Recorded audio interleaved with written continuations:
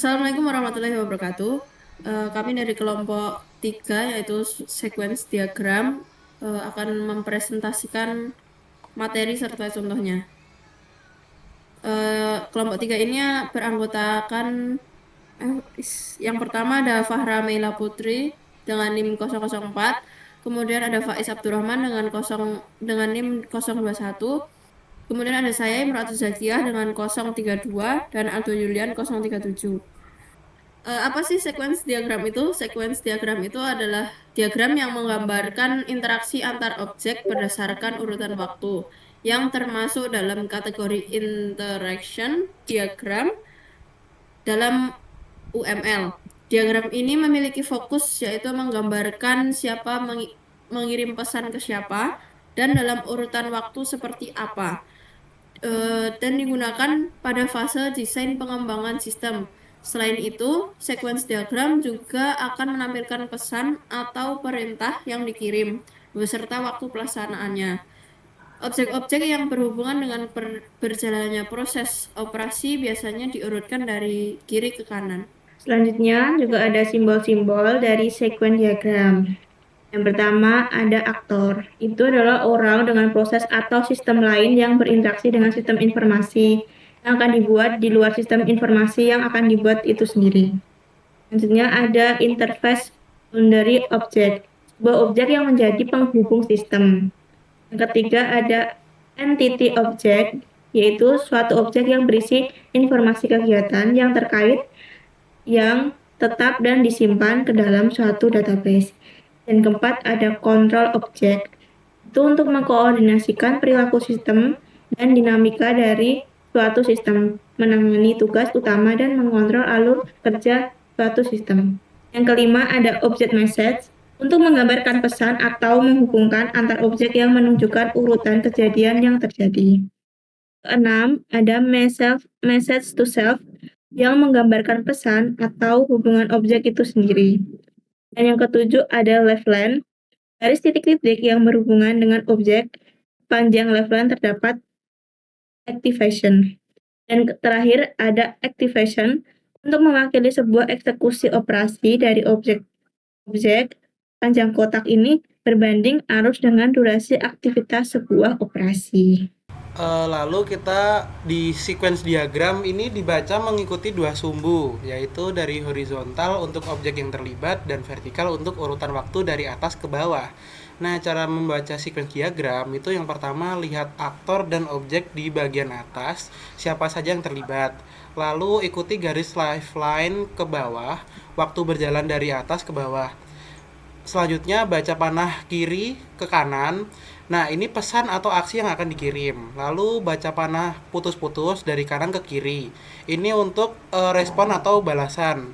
Lalu yang terakhir mengikuti urutan dari atas ke bawah secara kronologis hingga akhir proses. Baik, di sini kita tuh akan melihat salah satu contoh nyata dari sequence diagram, yaitu diagram alur login mahasiswa pada sebuah sistem informasi. Nah, di sini pertama kita perlu lihat dulu nih siapa yang terlibat dalam sequence diagram ini. Di bagian atas diagram ada 5 komponen. Yang pertama tuh mahasiswa sebagai aktor atau pengguna, lalu user login sebagai halaman antarmuka, kemudian sistem sebagai pemproses logika, lalu database sebagai penyimpan data, dan terakhir itu dashboard sebagai halaman tujuan setelah login berhasil. Kemudian kita bakal lihat di sini ada skenario ketika gagal. Kita ikuti alurnya dari atas. Pertama, mahasiswa mengisi ID dan password di halaman login. Ini ditunjukkan panah solid ke kanan, lalu halaman login meneruskan data tersebut ke sistem. Kemudian, sistem mengirim sudden data ke database untuk dicek. Nah, di sini database melakukan validasi data sendiri, ditunjukkan dengan panah yang melingkar balik ke diri sendiri. Ini namanya self message. Kalau ternyata data tidak cocok, database mengembalikan pesan ID, password salah ke sistem ini. Karena putus-putus yang artinya return atau balasan, sistem lalu meneruskan pesan error itu ke halaman login dan akhirnya mahasiswa menerima notifikasi bahwa ID dan passwordnya salah. Kemudian kita akan jelasin tentang skenario yang berhasil. Nah, sebaliknya, kalau data yang dimasukkan mahasiswa ternyata valid dan cocok di database, Database langsung mengirim perintah ke dashboard untuk menampilkan halaman utama. Dashboard kemudian merespon balik ke database, lalu database konfirmasi ke sistem, dan sistem teruskan ke halaman login. Dan akhirnya, mahasiswa melihat dashboard berhasil tampil di layarnya. Jadi dari diagram ini, kita bisa melihat dengan jelas bahwa sequence diagram mampu menggambarkan dua skenario sekaligus dalam satu diagram, yaitu skenario yang gagal dan berhasil, dengan alur yang runtut dan mudah dipahami. Inilah keunggulan sequence diagram sebagai alat perancangan sistem. Kemudian di sini juga ada contoh dari sequence diagram yang kita ambil dari jurnal. Jelasannya tuh hampir sama aja, nanti akan dibedah lebih lanjut oleh tim dari Bedah Jurnal. Selanjutnya untuk kesimpulan dari sequence diagram ini merupakan salah satu diagram dalam UML yang memiliki peran sangat penting dalam perancangan sistem informasi. Diagram ini menggambarkan interaksi antar objek berdasarkan urutan waktu, sehingga memudahkan developer dan seluruh tim untuk memahami alur kerja sistem sebelum proses implementasi dimulai. Komponen utamanya meliputi aktor, left line, activation bar, message, dan return. Zat yang bekerja bersama untuk merepresentasikan komunikasi antar komponen sistem secara kronologis. Nah, itulah presentasi dari kelompok kami. Kurang dan lebihnya kami mohon maaf, dan kemudian akan dilanjutkan oleh tim Bedah Jurnal. Sekian, wassalamualaikum warahmatullahi wabarakatuh. Assalamualaikum warahmatullahi wabarakatuh. Perkenalkan, kami dari kelompok 7. Di sini ada Saya Muhammad Rafi Faturozi. saya Adif Fadilatul Yusuf. Saya Rizky Ramadan. Kemudian saya sendiri Nabil Lubas. Kami akan mempresentasikan hasil dari bedah jurnal kami. Nah, ini jurnal dari kelompok kami yang dipilih. Yang pertama itu dengan jurnal yang bernama Perancangan Sistem Informasi Inventaris Barang Berbasis Web. Publikasinya itu di Toko Jakarta Depok. Penulis jurnal ini adalah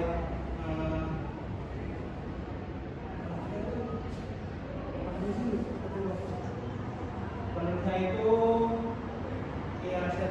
Siam Musdalifah, kemudian Muhammad Furqon, Zeli Putri, Dirgi, dan Indra itu Edo. Dalam jurnal tersebut latar belakangnya itu studi kasusnya kan di Toko Jakarta. Nah, latar belakangnya itu toko tersebut itu mengelola inventaris secara manual yang menyebabkan pencatatan barang itu tidak efisien, rawan kesalahan data, dan lambat dalam pengambilan keputusan di era digital. Dalam peralihan ke sistem berbasis teknologi tersebut sudah menjadi kebutuhan utama agar bisnis bisa berjalan lebih cepat dan akurat. Kemudian tujuan penelitian. Dalam tujuan penelitian studi kasus ini merancang dan mengembangkan sistem informasi inventaris berbasis web yang dapat membantu Toko Jakarta dalam mengelola stok barang. Nah, dalam mengelola stok barang itu mencakup mencatat transaksi, menyajikan laporan penjualan secara lebih efisien. Dalam kajian pustaka, penelitian ini mengacu pada Guryadi dan Rohma, kemudian Surahman, Puspa, dan Dinas Barang. Selain jurnal ini menjelaskan konsep-konsep dasar seperti sistem informasi, website ini dibangun menggunakan PHP, HTML, SAMPP, dan use case diagram, activity diagram, dan sequence dan class diagram.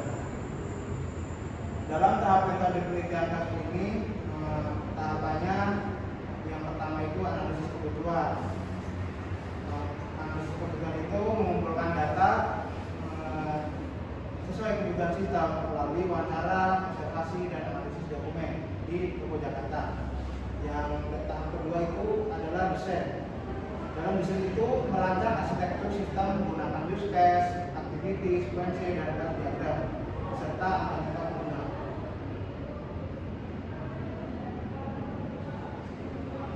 Yang tahap ketiga itu implementasi. Nah, dalam implementasi sistem ini menggunakan PHP yang saya sebutkan tadi, berupa PHP, ATL, dan sampai. Nah, yang tahap keempat itu pengujian. Dalam pengujian itu sistem berupa ujinya berupa unit tes, integrasi, dan keseluruhan. Yang tahap terakhir itu pemeliharaan. Dalam pemeliharaan ini mencakup perbaikan bug, peningkatan fitur, dan pengamanan kinerja sistem. Yang poin ke-6 itu hasil penelitian. Dalam sistem yang dirancang mencakup beberapa fitur utama dengan 3 level pengguna. Levelnya itu ada lead, kasir, dan pelanggan. Dalam pemilik itu mencakup fitur katalog barang, kelola akun, dan data supaya data barang. Nah, data barang itu mencakup barang masuk dan keluar. Yang keempat itu fitur dalam pemilik itu laporan masuk dan laporan keluar. Dalam fitur level kasir itu mencakup barang masuk dan keluar. Yang kedua itu laporan masuk dan laporan keluar. Yang terakhir itu fitur pelanggan. Fitur pelanggan itu mencakup satu saja, yaitu melihat katalog barang. Dalam pembahasan mengenal ini, sistem mampu mempercepat pendataan barang masuk dan keluar, meningkatkan kecepatan dan inventaris, dan menyediakan laporan adalah untuk mendukung pengambilan keputusan dan meminimalkan risiko kesalahan pencatatan manual serta meningkatkan fleksibilitas akses dan kekuasaan pengguna. Nah, kesimpulannya itu dalam jurnal ini bahwa sistem informasi inventaris yang dibangun berbasis web ini dirancang dengan metode waterfall, dapat membantu Toko Jakarta dalam mengelola inventaris secara lebih efisien, akurat, dan terintegrasi secara real time. Sistem ini juga diharapkan menjadi panduan bagi usaha lain yang ingin mengadopsi teknologi serupa.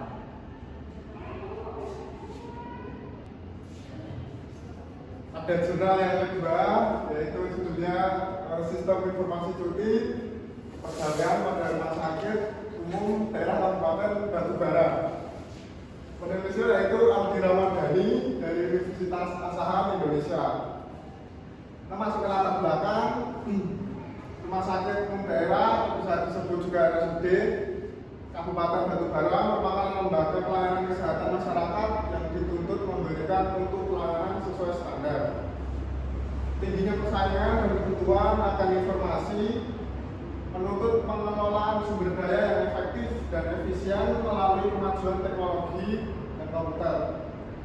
Meskipun sistem yang ada saat ini sudah membantu dalam informasi sarana dan prasarana serta pembayaran online, masih terdapat kekurangan dalam sistem informasi khususnya untuk cuti kepegawaian.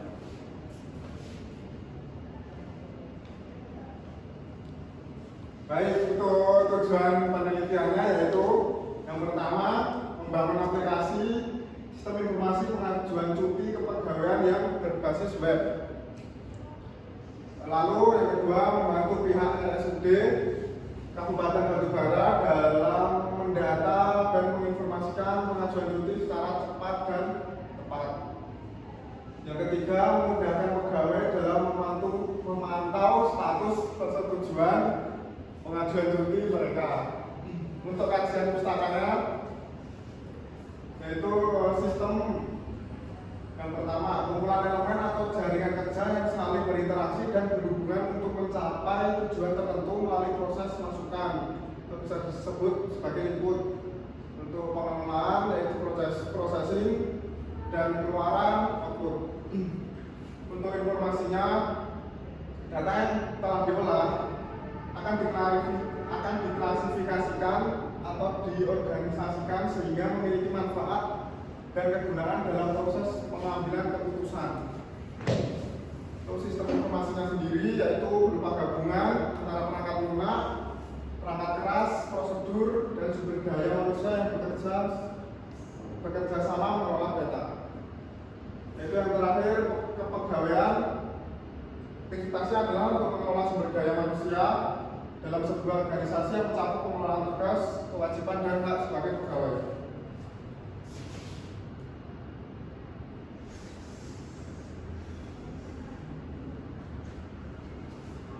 Untuk metode penelitiannya, yang pertama menggunakan metode pengamat. kita melakukan persiapan kerja praktik pengenalan instansi dan melihat petunjuk operasi di lapangan secara langsung. Untuk yang kedua yaitu penelitian kepustakaan atau library research, mengumpulkan data melalui buku-buku perpustakaan, literatur, dan laporan relevan yang lainnya. Yang ketiga, penelitian lapangan atau field research, yaitu pengamatan langsung di lokasi serta melakukan diskusi dengan pembimbing instansi dan karyawan. Untuk selanjutnya yaitu teknologi pengembangan menggunakan bahasa pemrograman, yaitu berupa PHP, HTML, frameworknya pakai Kotlin, Composer, dan database MySQL pada sistem operasi Windows. Yang terakhir yaitu pemodelan sistem. Kita menggunakan Unified Modeling Language atau UML yang meliputi use case diagram, activity diagram, sequence diagram, dan class diagram.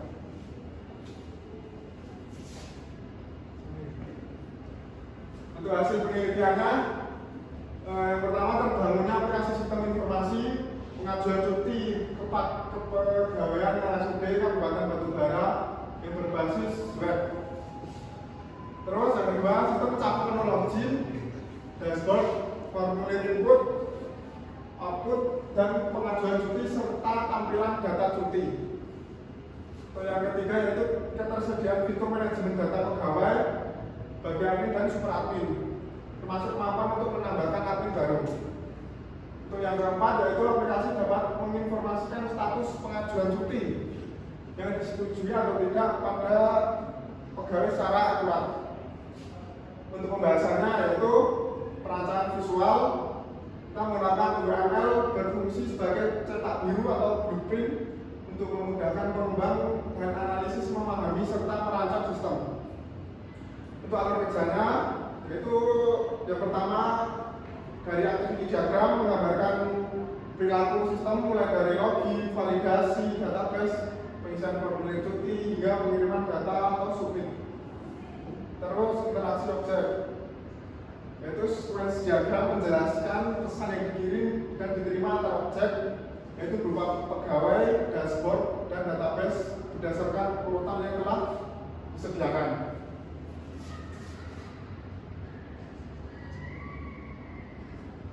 Untuk struktur datanya yaitu yang pertama kelas diagram merinci hubungan antara kelas seperti login, data pegawai, dan form permohonan cuti, yaitu yang berupa sesuai kebutuhan fungsi sistem. Yang terakhir yaitu kesimpulannya mengenai jurnal yang kedua ini. Jadi sistem informasi ini mampu menghemat waktu pegawai dalam proses pengajuan dan persetujuan cuti karena dilakukan secara langsung tanpa harus tatap muka. Bagian HR dan pegawai dapat memproses data cuti dengan lebih efisien melalui platform digital yang memberikan kemudahan bagi pegawai dalam menerima informasi detail mengenai status persetujuan cuti mereka. Baik, selanjutnya ada jurnal yang ketiga yang judul Diagram Unified Modeling Language atau UML untuk perancangan sistem diagram informasi manajemen penelitian dan pengabdian masyarakat.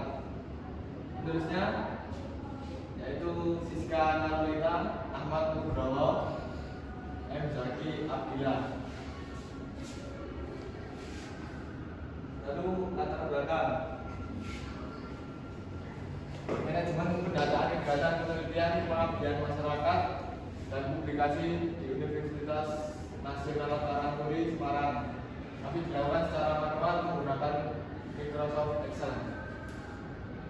Ditemukan berbagai kendala dalam pengumpulan, penyimpanan, pencarian, pengolahan, dan penyajian data saat dibutuhkan untuk proses akreditasi. Lalu ada perancangan sistem, merupakan tahap krusial dalam pengembangan perangkat lunak untuk menguraikan fitur dan proses secara detail. Lalu dibutuhkan sebuah sistem informasi yang mampu mengkomodir permasalahan pengguna